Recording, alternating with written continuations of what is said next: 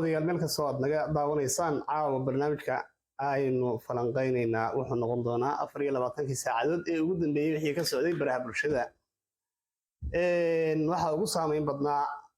muuqaal ay soo duubtay gabadh sheegtay inay tahay xaaska labaad ee Barkad Jaamac Batuun kaasi oo xalay baraha bulshada aad u qabsaday dadkuna falcelin badan ay ka sameeyeen marka arrinka waxaan u kala qaadaynaa laba qodob waa haybsooc iyo qodobka saameynta Barkad Jaamac Batuun uu ku leeyahay Somaliland waayahay qodobka haybsooc waa qodob soo jireena waa waxa macnaha inaga daaweyn oo boqolaal sano soo jiray maaha maanta waxa qof kaliya iyo laba qof iyo shan qof ay bedeli karayaan qof walibana laakiin aragtidiisu mu ka dhiiban karaa oo oran karaa waxaasi in la sameeyaa way xuntahay iyo fiican tahay laakiin wax maanta aynu nagu bedeli karayno horta oo qof iyo laba bedeli karaya maaha saameynta hadii qodobka labaad aynu noqono waa waxa weeye noqonaysa saameynta Barkad uu ku dhex leeyahay mujtamaca Somaliland waa shakhsi karti badan firfircooni leh oo horena rikood cusub u dhigay doorashadii dhawaan ka dhacday Somaliland waxa uu shakhsi ku guuleystay xildhibaanadii baarlamaanka xildhibaankii ugu codka badnaa noqday waa xildhibaan saameyntiisu aad u badan tahay waa qof isaga laftiisu shacbiyad badan kasbaday walow dadka qaar ay leeyihiin Barkad sidii loogu lisay umuusan hambaynin wixii looga hiiliyay garab istaagii loo sameeyay umay cuntamin ama wali mid ku filan maaha oo maalin iyo habeenba wuxuu meeliyaha la soo taagan yahay aanu fiktan baana ama waxaan ahay nacam qof la faquuqay ama qof sidaasa iyadoo la moodayay in qodobkaasi kaba gudbay oo loo caleema saaray baa xilka labaad ama ka saddexaad ee ugu sarreeyay Somaliland kaasina waxa gaarsiiyay qayb kamid ah ummadda ku dhaqan Hargeysa oo iyagu hiiliyay garab istaagay ee si fiican ugu codeeyay Barkadna waxay ahayd inuu afarta qof ee wanaagsan ee bulshada ku dhex jira hadii ay ku garab istaagaan iyaga wax walba lagu liqaa lagu iloobaa baritana hadafka adiga bulsha ayaa booliska adeedahay wad gaari doonta insha Allah anagu waxaan ku leenahay mar walba aan ku garab taaganahay anagu mar walba anagu shakhsi baad noo tahay midabkaasi waxaasi haybsooc la yiraahdana de kulliito anagu wixii daan anagu markaa naga aadan ama shakhsi uu ka qaban karayo intii wanaagsan kulli way ka qabanaysaa laakiin waxaan maanta inagu bedeli karayno qof iyo laba bedeli karayaan midna maaha waayahay gabadhan haddaba iyadu xalayto hadashay horta wax badan oo madmada ku jiray meesha ka saartay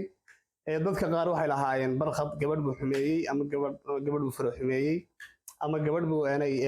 ureeyay waxaas baraha bulshada aad u dhexmaray maalmahan u dambeeyay oo dadka qaar lahaayeen xildhibaan isagoo xasaanad sida ayuu gabadh ku xadgudbay waxay meesha ka saartay haddaba inantani inay iyadu si sharci ah ama si xalaal ah isku guursadeen reerkooda oo ka doontay la siiyay caqabado badan oo kulli ka sheekeynaysan way jiraan oo de kulli wixii iska casri jaahiligi ama de ma garanaysaa dhaqamadii iska soo jireenka ahaa ay saameyntooda yeelanayaan haddaba gabadhaasi iyadu kulli caqabado badan bay la kulantay isay sheegtay fariimo badan baa ku soo dhacay iyadana waxaan u leenahay de bal kulli wadiga bareeray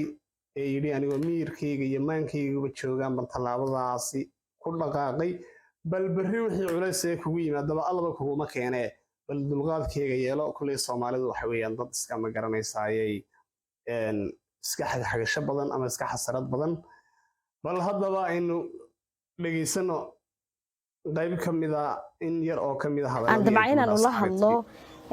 laba siyaabood oo markaasi maalmahan u dambeeyay xawayaan baraha bulshada si kala duwan loo wadwaday waxay haayeen arimahaasi mid waxay ahayd in markaasi sharafta iyo cirdiga iyo markaasi qofnimadiisa lagu ciyaaro xildhibaanka Barkad Jaamac Batuun si kala markaan u dhigana aniga laftigayga ma aragtay sharafteediyana meel lagaga dhaco anoo qof dumara waxa weeyaan muhiim iyo qasabna aan ahayn mar kasta in ma aragtay hadii aan guursanayo iyo hadaanan guursanahay dadweynaha ma aragtay ogaadaan iyadoon qasab hay waxaan rabay inaan horta halkan ugu horeyn ka cadeeyo anigoo miirkayga iyo maankaygaba qaba in Barkhad Jaamac Batuun iyo anagu aanu nahay laba qof oo markaasi istoortay heshiiyey kadibna isguursaday wabacdayna ilmo Ilaahay ku arsaaqay waxaan leeyahay dadiyowga intaa wax ka dhex raadinaya maaha intani tii wax laga dhex raadin lahaa maaha nimanka siyaasadeynaya Barkhad baa gabadh guursaday aanay isku qabiilahayn oo ay uga jeedaan magayo qabiilada kale maadaama sugdi qabiilka yahay waxaan leeyahay nimayahood dib isoogu noqda habla dhasheen ugu yaraan waa qabtaan waxa weeyaan waa la dhalateen haddaydaan u dhixin waa u dhixi doontaan oo de waa guursan doontaan marka intii wax laga dhex raadin lahaa maaha dib ku noqda baan leeyahay waxa kale aan sheegayaa anigu mushtaaq ahaan waxa weeyaan waxyaabo waxa jira dhaqan 200 oo sanadood soo jiray waa run oo anigu shakhsiyan aan waxba ka qaban karin shaqo fara badan iyo hawl badan u baahan aniguna aan dabcan ahayn qof keligii jabin kara deerka caynkaas waxaan samoodayay in ay 200 oo sanadood kadib sidii dhaanto oo isma lahayn 40 sanadood ka hor ama 30 sanadood ka hor caynkii lahaa ayaa stiil leeyahay oo dhalinyaro far badan oo wax baratay wax fahmay ayaan islaha way kamid yihiin dad iyagu wax fahmay inaanay waxba ka jirin dhaqanka caynkaas anoo miirkayga iyo maankayga qaba ayaan guursaday Barkhad caadiyan anigu dhaqamada caynkaas ay dadiyowgaas aaminsan yihiin shakhsiyan ma aaminsani wana sababta keentay inaan anigu ninkaasi aan ku qanacsan oo wax weeyaan soo jeeda oo sixranayn oo wax weeyaan caafimaadkayga qaba maskixiyan iyo wax weeyaan jir ahaan baan oo qaba inaan guursado oo markaas heshiino taasi waa taa inan qof dumara oo waxa weeyaan intii meediyaha timiday tiri warqadii laygu meheriyay baa tan waa dareemi kartaa waxa keenay halka waa nimanka siyaasadeeyay waxa weeyaan in sharaftiisa iyo cirdigiisa iyo waliba tayada lagu ciyaaro lacagayowga ku bixiyay markii la yiri hagaajiyay shaqooyinkiina lacagayowga ku bixiyay in markaasi ninka waxa weeyaan leeyahay halala kaco simbal marka warqadii aan anagu isku mehersanay baa tan sababtaan u keenay meediyahana waxa weeyaan maadaama oo ilmahayga ruuxu jira ku dhawaad 6 bilood waxa weeyaan bishii lixaad wax yar baa uga dhiman 6 biloodna Soomaali Maxamed gaar ahaan dadyowga siyaasadda ku jira oo wax weey ayaa qaabab kala duwan u adeegsanayay marka arinkaygaasi anagu de qasab ma haynan meediyaha inta nimaadna dhana waan iskuursanay ama meherkaygi baa halka ka dhacay wax qasbayaan u garan maayo qasabna ma ahayn Barkhad dad baan ka dhashay weydiistay dadkiiba markii daba lala dagaalayo leeyahay siday ku dhacday nin caynkaas inuu gabadh caynkaas guursado diidaysan ugu garan maayo waa nin Soomaali muslima isku dhaqan nahay de wax weeyaan isku bi'aadna nahay marka waxyaabaha sheegaysan ugu garan maayo muhiimku wax weeyaan inaan idin sheego in anigu iyo Barkhad aan isguursanay oo markaas ilmahayaga aan dhalayna ceebeynaysan madaragtay idinku caruur dhalay intiina badani waxa weeyaan hooyooyin iyo aabbo meeran